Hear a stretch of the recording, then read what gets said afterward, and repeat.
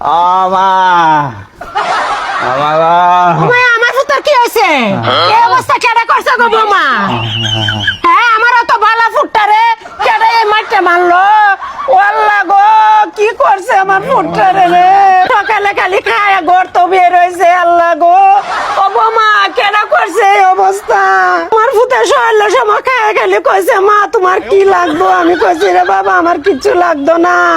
আমার কি সোনার মানুষ, আমার সোনার ছেলেরে কেডা এই অবস্থা করছে? আল্লাহ গো। আরে চুপ থাকেন না, আমনে সোনার ফুত। আমিও তো জানতাম আমি একটা লক্ষ্মী জামাই পাইছি। আমার জামাইয়ের মতো এই দুনিয়া তার কোনো বেড়া মানুষই নাই গা। বৌমা তুমি কি কইতাছ রে? আমার ফুতের মতন একটা বালা মানুষ আছে? ও বুঝছি, তুমি মনে কেউরে দে এই অবস্থাটা করছো। ঘরের জি না, ঘরের জি এর উপরেই তো সব দোষ যায়।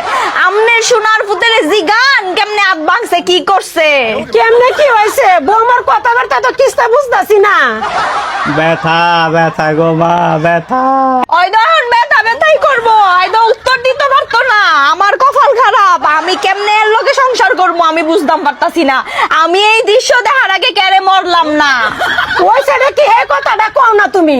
আমনের ফুতেরে লইয়া মার্কেটও গেছি। আমনের ফুতে লগে এক বেড়া সহ বেড়ি ঘুরতাছে, খালি এই বেড়ির পিছে ছায়া থায়ে। 3 বার না করছি আমনের ফুতে রে, আমনের ফুতে আমার কথা শুনছে না। পরে বেড়াই দেখছে, বেড়াই দেখা আর জনগণে মিল্লা এই ফিডান ফিডাইছে।